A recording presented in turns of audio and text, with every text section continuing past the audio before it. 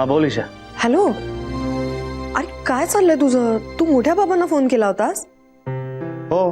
आणि काय बोललास तू त्यांच्याशी? ते लग्नाची तारीख पुढे करायची म्हणतायत. मी असं काहीच नाही बोललोय त्यांच्याशी. त्यांनीच तो विषय काढला. मी फक्त म्हटलं की मला धनाला भेटायला जावं लागतंय. ओ मारे, तू मला का नाही सांगितलंस तू त्यांना फोन करणार आहेस म्हणून? अरे ते खूप हुशार आहेत. त्यांना लगेच कळतं रे काही गोंधळ असेल तर. आणि मला प्रत्येक वेळेला असं सारखं सारखं नाही सुचत आहे त्या वेळेला बोलताना. ईशा यार, मला ना कंटाळा आलाय हे सगळं खोटं बोलण्यात. आता प्रत्येक वेळेला आपण वागतोय ते बरोबर वागतोय की नाही, नाही आपण वागतोय ते चुकीचंच वागतोय, याचं गिल्ट घेऊन जगण्याचा मला कंटाळा आलाय. मी परवा मोठ्या बाबांना भेटतोय आणि त्यांना सगळं खरं सांगून टाकणार आहे मी, बस. आणि दुसरी गोष्ट, तू धनावहिनींच्या घरी जाणार आहेस गावाला? हो. ओ मारे, तू या गोष्टी माझ्याशी का बोलत नाहीस? चुकलं माझं चुकलं. मीच चुकतो नेहमी. मी मी मी मूर्ख आहे, मी बेअक्कल आहे. मला कळत नाही कसं वागायचं, ते कुणाशी कसं बोलायचं ते. ओम ओम ओम. काय शू शू शू शू शू यार, दिस इज टू मच यार. I just can't take it now. Dattaram भाऊंवर केस आहे, जयेश आणि धनन मिसिंग आहेत. तुझ्या आई बाबांचं टेन्शन आहेच, ते कधी येतील आणि त्यातून काय घडेल. आणि आता मधूचे बाबा येऊन पोचलेत घरात. एक मिनिट. आता मधूचे वडील हा काय इश्यू आहे नवीन? ईशा, आता प्लीज मला हे सगळं नको विचारूस. मला कंटाळा आलाय हे सगळं सांगायला. एक एक गोष्टी नुसत्या अशा धडकतायत घरावर येऊन. ओम ओम ओम. रिलॅक्स. सगळं नीट होणार आहे. ओके. आणि बाकी सगळं राहू दे. मी काय सांगते ते नीट ऐक. मी उद्या सासवडला जाते. काय? तू सासवडला चाललीस उद्या? हो. गुड यार. Congrats Isha, congrats. हे तू मला न सांगता ठरवलंस, मस्त. वाव. ओम तिथे बांगड्या भरायचा आणि मेहंदीचा कार्यक्रम आहे. आलं. अरे आपलं लग्न आलं. हो ईशा यार, ते सगळं बरोबर आहे यार, पण म्हणजे तू मला आता डायरेक्ट लग्नात भेटशील? अरे मग काय करू? एकदा हे सगळं झालं की मग मुलीने घराबाहेर पडायचं नसतं. नाही यार, नाही. हो. ईशा, मला इतके दिवस तुझ्याशिवाय कसं करमणार आहे यार? हे बॉयफ्रेंड, चेहरा नको ना पाडू. मी कशी जाईन तुला न भेटता वेड्या? काय? मला करमेल का तिथे तुझ्याशिवाय न भेटता गेले तर? मी येते तुला भेटायला. ओके? नाही. तू खरंच आज येणार आहेस भेटायला? खरंच. बाय.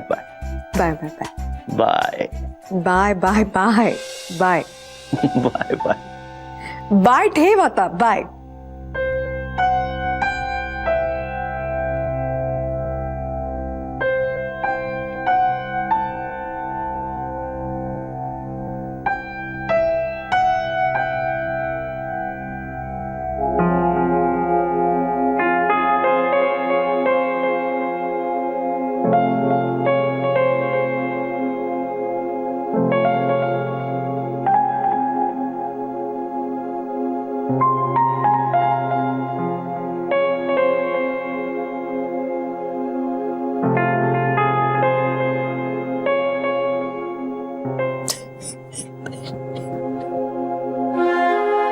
मधू, रडू नकोस. रडून प्रश्न सुटत नसतात. हे बघ, आपण असं करायचं का? आपण गाण्याच्या भेंड्या लावूया. मी तुला गाणी शिकवतो ना, मग गावाच्या भेंड्या लावायच्या. अगं गाणी म्हणून मी तुला यमन राग शिकवतो. हा, नाही तर असं करायचं का, आपण जरा गावामधून फिरून येऊ, तुला बरं वाटेल. जयेशदाचा फोन आहे. हॅलो, बोल जयेशदा. अरे रडू नकोस जयेशदा, रडण्याने गोष्टी सुटणार आहेत का? हे बघ तू शांत हो आधी, तू शांत हो. तूच म्हणालास ना मला की धनाच्या घरचे तुझ्याशी बोलायचा प्रयत्न करतायत, मग तू पण बोल ना. हळूहळू गोष्टी सगळ्या नीट होतील बघ, मला खात्री आहे. आणि तू टेन्शन नको घेऊस जयजदा, आम्ही आहोत ना सगळे. हा, हे बघ खरंच मला खात्री आहे धना परत नक्की घरी येईल. हा, तू एक मिनिट थांब, कामात आजोबांना बोलायचंय तुझ्याशी. 1 मिनिट थांब. सुरू आहेच, बोला. हॅलो हॅलो जयेश, मी कामत आजोबा बोलतोय. मी फोन अशासाठी माझ्या हातामध्ये घेतला आहे, तुला सांगायचंय की मी आत्ता तिकडे येतो. नाही नाही नाही नाही, तू काही मध्ये मध्ये बडबड करू नको, मी येतो. काय आहे, एखादं वडीलधार माणूस बरोबर असलं ना म्हणजे सगळे प्रॉब्लेम सुटतात. हो तू ते नाही, त्यांना माझं बोलणं ऐकावंच लागेल. अरे रडू नकोस रे बाबा, तू रडतोयस कशाला? हे बघ, मी आलो ना की सगळं ठीक होईल. तिकडे अजिबात, हे बघ, तू चिंता करू नकोस. रडून प्रॉब्लेम सुटत नाहीत बाबा. हो मी येतो, तू आता रडू नको. फोन कट कर, कट करून टाक. कामात आजोबा, थँक्स खरंच. हे बघ, थँक्यू म्हणलीस ना तर मला काही आवडणार नाही. हे बघ, आपण एका कुटुंबातले आहोत. आपण सगळ्यांना एकमेकांना मदत केली पाहिजे. आणि तू तर माझी लाडकी धटिंगण आहेस. धटिंगण कधी रडत नसतात, लक्षात ठेव. एक सांगू तुम्हाला कामात आजोबा, माझ्या ना एक गोष्ट लक्षात आली आहे. आपण दुसऱ्यांना मदत केली ना की आपल्याला बरं वाटतं. म्हणजे बघा ना, तुम्ही मला समजावत होतात तेव्हा नाही मला बरं वाटलं, पण मी जेव्हा जयेश दादाला समजावलं तेव्हा मला बरं वाटलं. अगं असंच असतं. स्वतःच्या दुःखातून स्वतःची सुटका करून घ्यायची असेल ना तर दुसऱ्याला मदत करायची. ओमनी दुसरं काय केलं मला सांग? तो अतीव तीव्र दुःखात होता ना, म्हणून त्यांनी आपल्या सगळ्यांना गोळा केला ना. अगं दुसऱ्याला निरपेक्ष मदत करणं हे किती सुंदर असतं, तुला माहिती आहे का? तुला जेबा मोकाशी माहिती आहे? उत्तम कथाकार होते. त्यांची एक अशीच अप्रतिम कथा आहे, आता आमोद सुनासी आले. त्याच्यामध्ये काय आहे, त्या माळकऱ्याचा पोरगा पुरामध्ये वाहून जातो. हा सैरभैर होतो, त्याचं लक्ष कशात लागत नाही ग.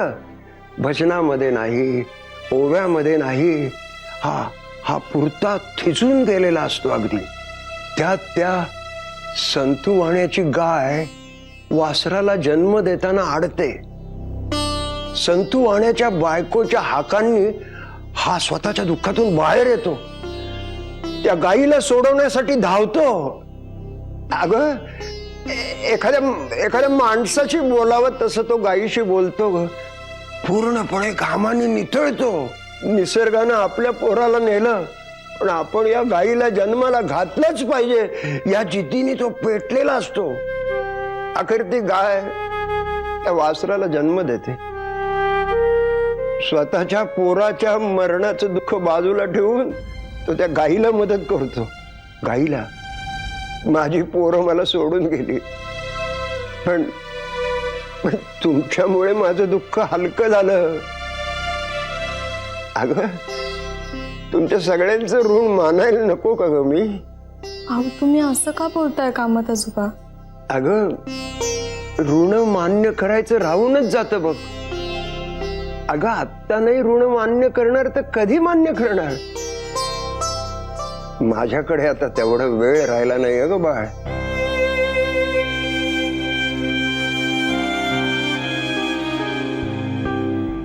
एक सांगू पोरी, तुझ्या बापावरचा तुझा राग आता जर शांत झाला असेल ना, एकदा त्यांना जाऊन भेट कधीतरी.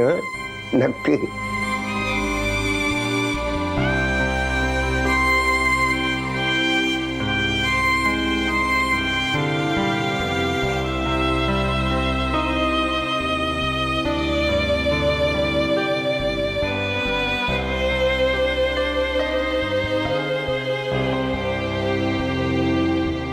Ranjit, I don't understand one thing. तो शांताराम असं का म्हणाला की दत्ताभाऊंनीच त्याला लोकांकडून पैसे घ्यायला सांगितले? मला पण तेच कळत नाही दादा. दत्ताभाऊने त्याला किती मदत केली आहे, तरी पण खोटं का बोलतोय? कुणी फितवलं तर नसेल त्याला. He was so confident. म्हणजे तू त्याला जे जे विचारलंस त्या सगळ्या प्रश्नांची उत्तरं दिली त्यानं ठामपणे. हो ना दादा, काय कळतच नाही यार.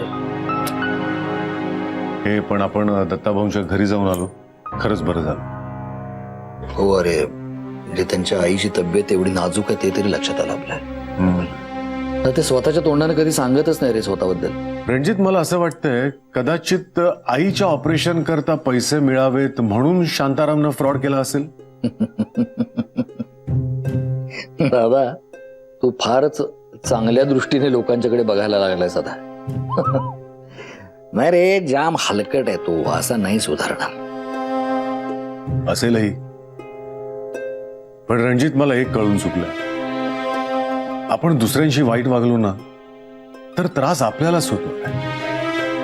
त्यामुळं मी माझ्यापुरतं एक ठरवलंय, जमेल तितकं बरं वागायचं लोकांची.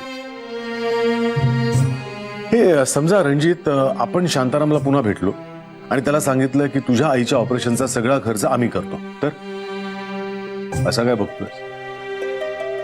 आपल्या आईशी आपण कसे वागलो होतो आठवत आहे ना?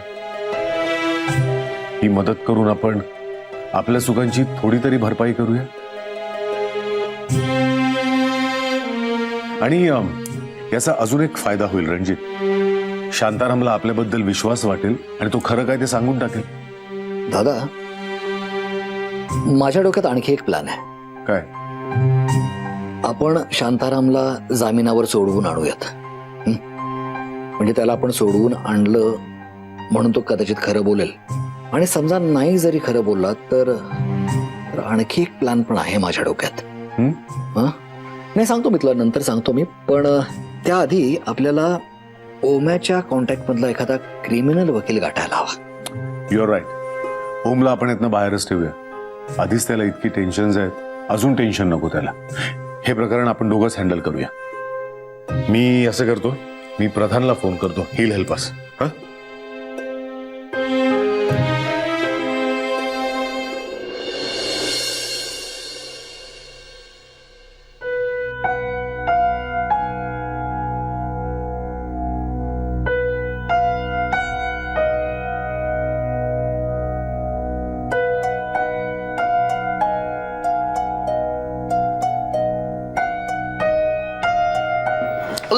अगं सांग तरी मला, काय बावट. थँक्यू. हाय हाय. हाय ग. ए, काय बावटपणा झालं? ए, काय करतोयस तू? काम करतोय. अगं हे काम करू दे ना मला.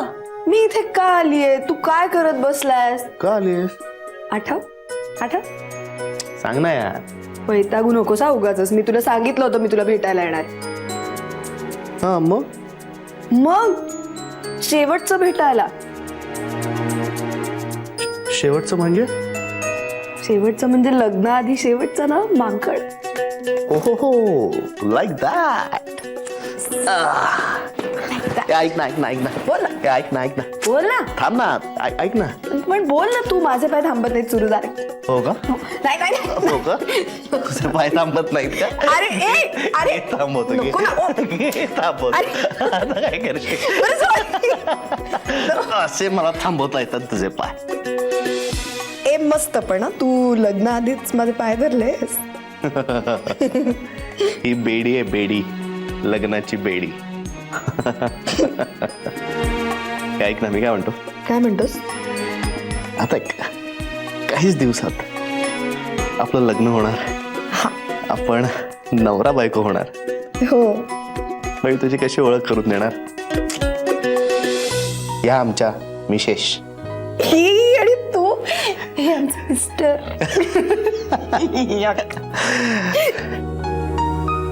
ऐक ना, माझ्याकडे ना तुझ्यासाठी एक गंमत आहे.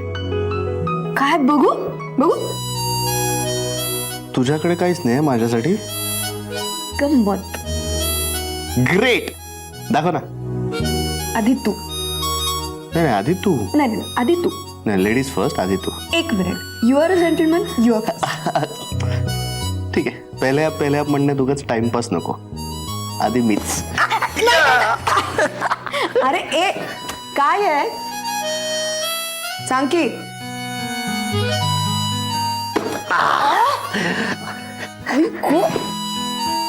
घे. काय आहे? वाच. तू वाच. नाही, वेडी आहेस का? वाच रे. हे नाही नाही, ए वाच ना. हे नको. ए वाच ना प्लीज. ओके.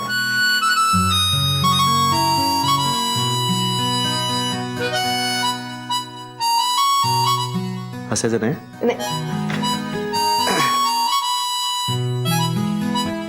रेडी. संध्याकाळी समुद्रावर गेलो तेव्हा समुद्र दूर होता.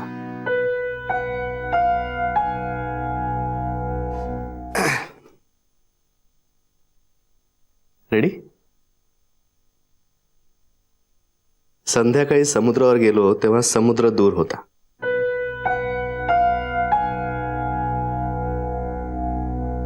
संध्याकाळी समुद्रावर गेलो तेव्हा समुद्र दूर होता. दुरून दुरून त्याची गाज मनातल्या मनात ऐकत होतो. संध्याकाळचा विव्हल उजेड समुद्राच्या पाण्यावर आणि दुःखी घोडे हळूहळू चालत यावे तसा लाटांचा हळूवार आवाज.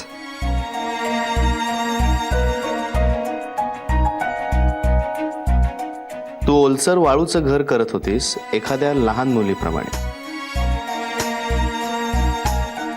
तू ओलसर वाळूचं घर करत होतीस एखाद्या लहान मुलीप्रमाणे. मी काहीच करत नव्हतो, नुसता पाहत होतो समुद्राच्या पलीकडे. तू म्हणालीस हा समुद्र आहे ना, तसा तू वाजत असतोस सतत माझ्या मनात. समुद्र जो दूर होता जवळ कधी आला कळलंच नाही. वाव, हे तू लिहिलंस? वेडी आहेस का? माझं अवांतर वाचन किती वाढलंय हे मला तुला दाखवायचं होतं. थँक्स, मस्त आहे. थँक्यू. आता तू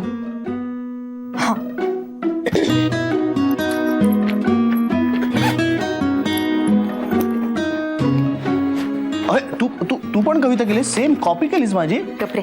सेम सेम. हसायचं नाही. हे पण माझ्याच सारखं विचारलं.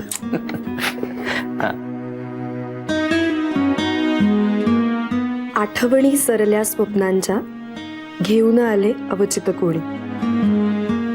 आठवणी सरल्या स्वप्नांच्या घेऊन आले अवचित कोणी. नजरेमध्ये अनोळखी पण तीच जुनी भासली विराणी.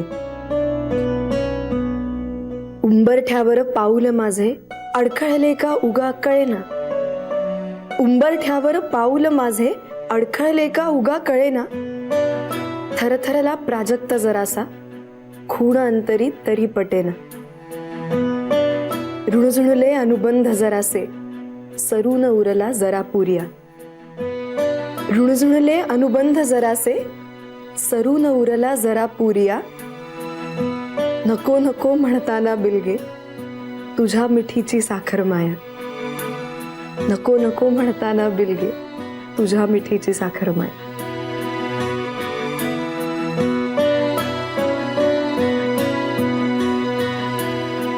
आपलं सगळंच सेम आहे का? मी सुद्धा तुझ्याकडे कविता लिहिली, तू सुद्धा माझ्याकडे कविता लिहिलीस. एवढंच नाही, तू सुद्धा निळ्या रंगाचे कपडे घातलेस, मी सुद्धा निळ्या रंगाचा कुर्ता घातला. एवढंच नाही, तुझ्या बॉयफ्रेंडला सुद्धा तू शेवटच्यांदा भेटणाऱ्यास लग्नाआधी आणि माझ्या गर्लफ्रेंडला सुद्धा मी शेवटच्यांदा भेटणाऱ्या लग्नाआधी. नाही नाही नाही नाही नाही नाही नाही नाही नाही. तुझ्या बॉयफ्रेंडला सुद्धा तू शेवटच्यांदा भेटणाऱ्यास लग्नाआधी आणि माझ्या गर्लफ्रेंडला सुद्धा मी शेवटच्यांदा भेटणाऱ्या लग्नाआधी. नाही नाही नाही नाही नाही नाही नाही नाही नाही.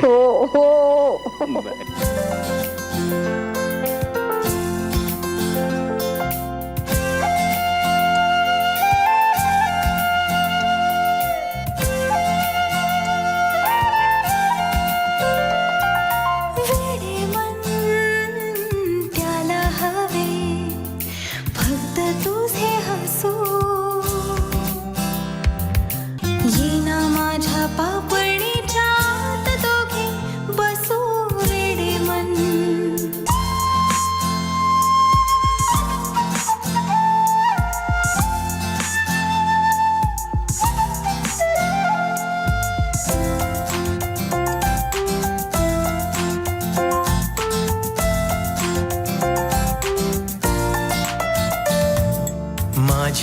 आई तुझी जुई उंजळीत फुले, प्रेमाच्या या सुगंधाने मन माझे न्हाले. तुझ्या डोळ्यात